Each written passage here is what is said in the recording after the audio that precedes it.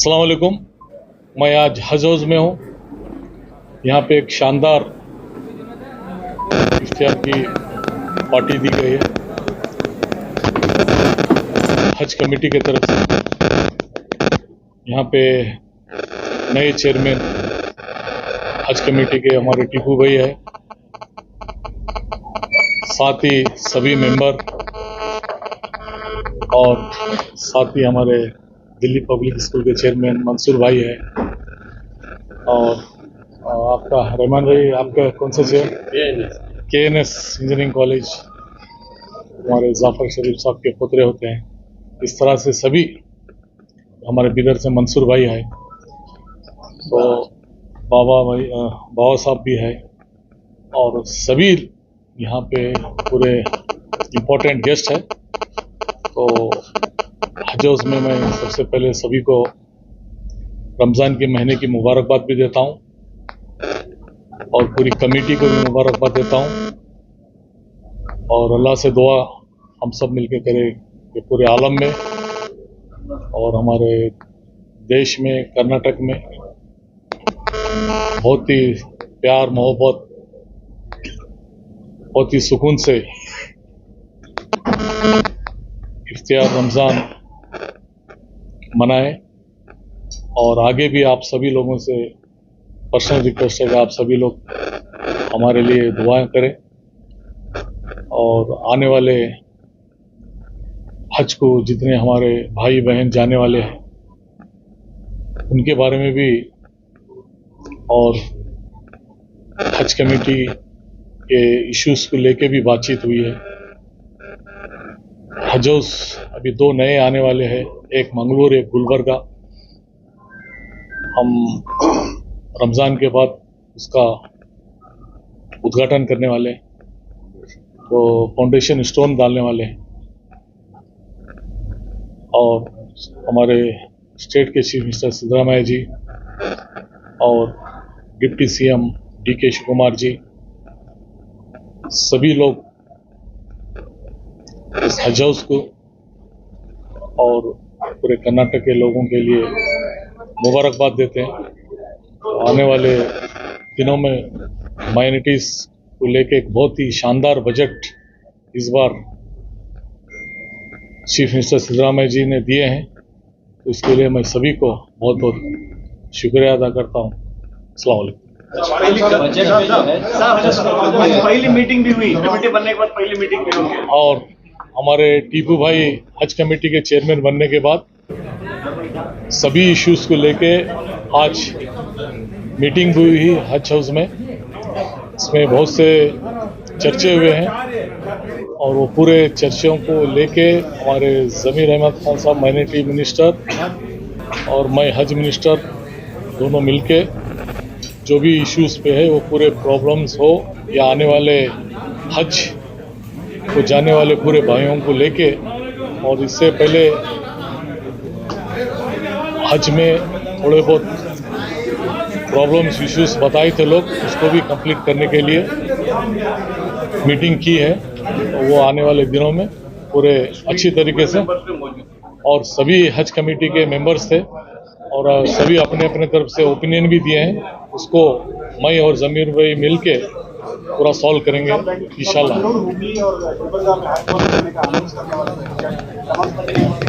नहीं, वो supplementary budget में आएगा, ऑलरेडी उसके बारे में क्लियरेंस बोल के है, इंशाल्लाह होगा। पब्लिक का अभी नहीं, बट 2 तो क्लियर है।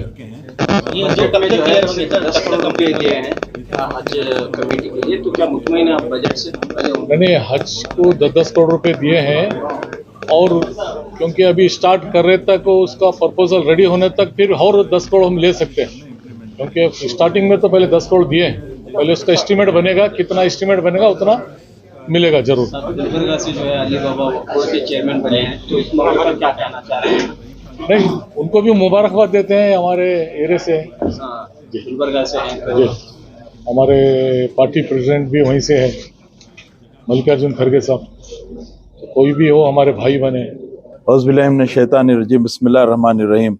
आज हमारे कर्नाटका स्टेट हज कमेटी की फर्स्ट मीटिंग रमज़ान मुबारक महीने में शुरू हुई करके हैं।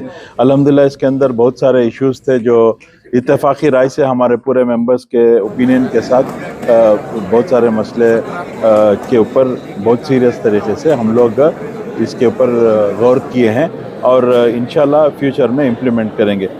इसमें अहम चीज़ें जैसे 2025 का जो बजट है, चीफ मिनिस्टर साहब को जब मैं मुलाकात किया था तो चीफ मिनिस्टर साहब बजट मीटिंग में रहीम खान साहब के साथ मैं गया था बजट मीटिंग में, तो वो हमारी बात रखते हुए इस बार एनेक्सर 2 यानी कि नई बिल्डिंग के लिए 10 करोड़ रुपए बजट में सैंक्शन कर गए। इसके अलावा हम इत्तेफाकी राय से पूरे मेंबरों के साथ ये डिस्कस हुआ कि मंगलूर में जो नई हज कमेटी बनना है, जगह भी हज भवन बनना है, उसके लिए इनायतुल्लाह बोल के वो हज भवन के लिए जगह दे रहे हैं, तो वो सिलसिले में भी नेक्स्ट वीक इंशाल्लाह रजिस्ट्रेशन रख चुके हैं हम।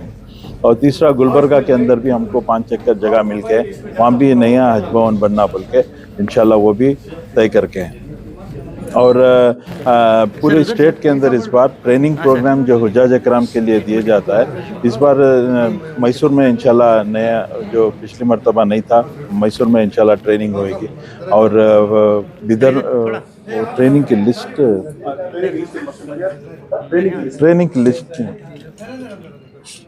6 तारीख बिदर से शुरू होएगा इंशाल्लाह। एक तो डेट और ट्रेनिंग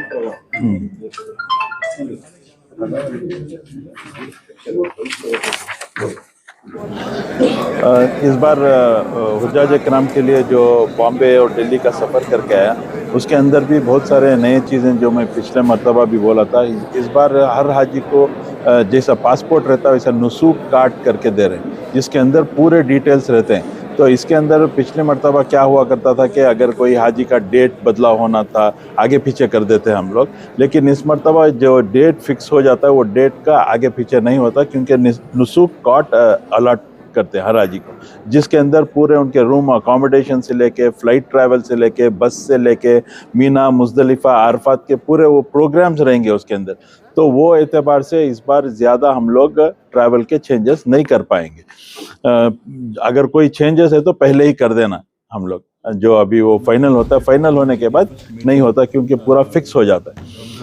और इसके अलावा पहले क्या होगा, अभी सर्विस सेंटर्स करके बनाए आज में, जैसे इससे पहले वो क्या मोलिम रहते थे, तो मोलिम के बदली इस बार सर्विस सेंटर्स करके वो लोग मकतब जो बोलते हैं वो सर्विस सेंटर्स करके नाम दिए। तो ऐसे बहुत सारे नए चीज़ें सेंट्रल हज कमेटी से लाएं। इसके अलावा इस बार कर्नाटक के अंदर हम लोग, हमारे ईओ साहब सरफराज साहब पूरे मीटिंग की प्रोसीडिंग्स की अल्हम्दुलिल्लाह बहुत अच्छी तरीके से किए। तो ट्रेनिंग प्रोग्राम जो कर्नाटक में इस बार शुरू हो रहेंगे इंशाल्लाह 6 तारीख नेक्स्ट 6 अप्रैल से हमारे ट्रेनिंग प्रोग्राम शुरू होंगे। पहले ट्रेनिंग प्रोग्राम इंशाल्लाह बिदर में 6 तारीख को होगी, फिर कलबुर्गी और यादगीर में 7 तारीख को होगी, और 10 तारीख को हॉस्पेट, विजयनगर, बेल्लारी, कोप्पा, बागलकोट, चित्रदुर्गा, दावनगिरी में होगी, और बेंगलुरु में 12, 13, 14 को बेंगलुरु में होगी, और फिर 15 तारीख को शिवमोगा, चिकमंगलुरु, हासन में होगी, 17 तारीख को ये जो मैं बोल रहा हूँ दूसरे डिस्ट्रिक्ट, इनको पूरा को मिला के एक जगह हो रही है। तो शिवमोगा में हो रही है 15 तारीख को, धारवाड़ में हो रही है 17 तारीख को, चिकबालापुर में हो रही है 14 तारीख को, और बेंगलुरु में 13 तारीख जी। तो ये बेंगलुरु में 12, 13, 11, 12, 13 बेंगलुरु में 3 दिन।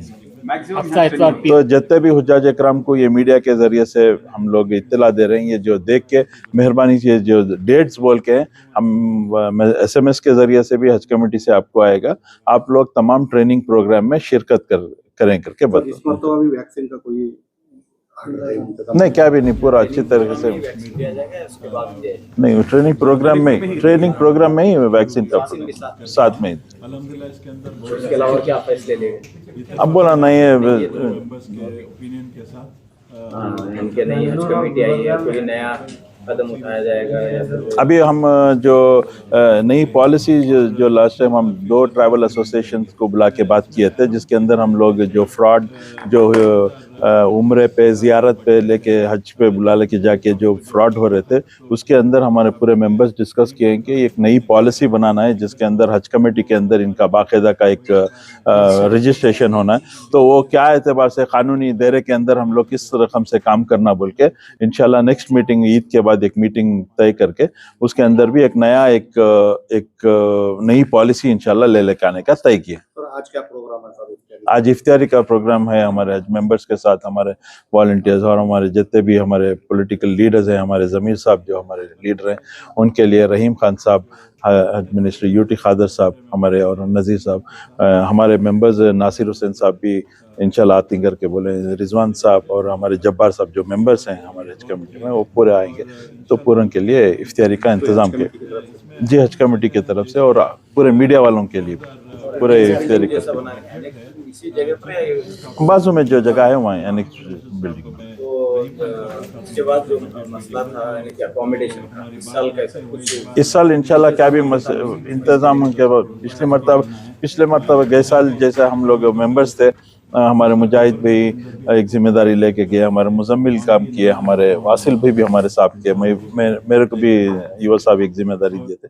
तो ठीक इसी तरह भी हम लोग कमेटीज बना के इस बार काम बांट लेके काम करेंगे करके मीटिंग में तय किया। एक्सटेंशन का जो है ये एक्सटेंशन जो कर रहे हैं ये अकोमोडेशन के लिए नहीं, ये हर साल जो है हम लोग करीब 1.5 से 2 करोड़ रुपए हम लोग सिर्फ आज प्रोग्राम इनॉग्रेशन प्रोग्राम के लिए खर्च कर रहे हैं। तो उसी तरह का एक हॉल बनाएंगे जो उसमें हमको खर्चा नहीं कर, 10 करोड़ रुपए गवर्नमेंट हमको सैंक्शन किए हैं, और उसके ऊपर हम लोग क्या करेंगे 2 या 3 रूम्स बनाएंगे जो हाजी के रिश्तेदार हैं उन लोगों को रहने के लिए, और बाकी के टाइम पे ट्रेनिंग प्रोग्राम वगैरह चलेगा। क्योंकि हम बाजी के जो कॉलेज में हम जो केएनएस पे जो हर साल कर रहे हैं आगे चल के होगा नहीं पता नहीं, इसके लिए हम लोग जो है इसमें एक्सटेंशन में दोनों भी काम मुकम्मल करेंगे। एक तो एक्सटेंशन होगा और जो ऑडिटोरियम में आके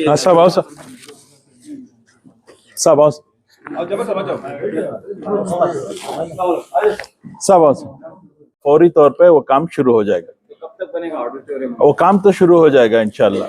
वो हम दोनों नए बिल्डिंग जो एनेक्चर 2 और वो साथ में इनॉग्रेशन करेंगे इंशाल्लाह। बारे में इंक्वायरी होना था ऐसा? वो पूरा इंक्वायरी रिपोर्ट, पुलिस रिपोर्ट पूरी आ चुकी है। इट इज़ एक्सीडेंट करके पुलिस रिपोर्ट देके है। तो हमें जो KRDL जो हमारा पिछली मरतबा उनके कॉस्ट में बना के देना, सिर्फ सिविल वर्क हम लोग को बेयर करना पड़ेगा हज कमेटी। ಮಕ್ಕಳ ಹೈಯರ್ ಎಜುಕೇಷನ್, ಮಗಳ ಮದುವೆ, ಕನಸಿನ ಸ್ವಂತ ಮನೆ, ಇದಕ್ಕೆಲ್ಲ ಹೆಂಗೆ ಹಣ ಹೊಂದಿಸ್ಬೇಕಂತ ಟೆನ್ಷನಲ್ಲಿ ಇದ್ದೀರಾ? ಇರೋ ಚಿನ್ನನ ಅಡ ಬಿಟ್ರೆ ಬಡ್ಡಿ ಮೇಲೆ ಬಡ್ಡಿ ಕಟ್ಟಬೇಕು, ಮಾರಿಬಿಡೋಣ ಅಂದ್ರೆ ಅರ್ಧಕ್ಕರ್ಧ ಕೇಳ್ತಾರಂತ ಆತಂಕದಲ್ಲಿದ್ದೀರಾ? ಟೆನ್ಷನ್ ಬಿಡಿ, ನೀವು ಅಡವಿಟ್ಟ ಚಿನ್ನವನ್ನ ಬಿಡಿಸಿ ನಿಮ್ಮಲ್ಲಿರೋ ಹಳೆ ಚಿನ್ನವನ್ನ ಇಂದಿನ ಆನ್ಲೈನ್ ರೇಟಿಗೆ ಕೊಂಡುಕೊಂಡು ತಕ್ಷಣ ನಿಮಗೆ ಬಾಕಿ ಹಣ ಕೊಡ್ತೀವಿ. ಕೋಟ್ಯಾಂತರ ಜನರ ಆತ್ಮವಿಶ್ವಾಸ ಹಿಂದೂಸ್ತಾನ್ ಗೋಲ್ಡ್ ಕಂಪನಿ, ಇದು ನಮ್ಮೆಲ್ಲರ ಕಂಪನಿ.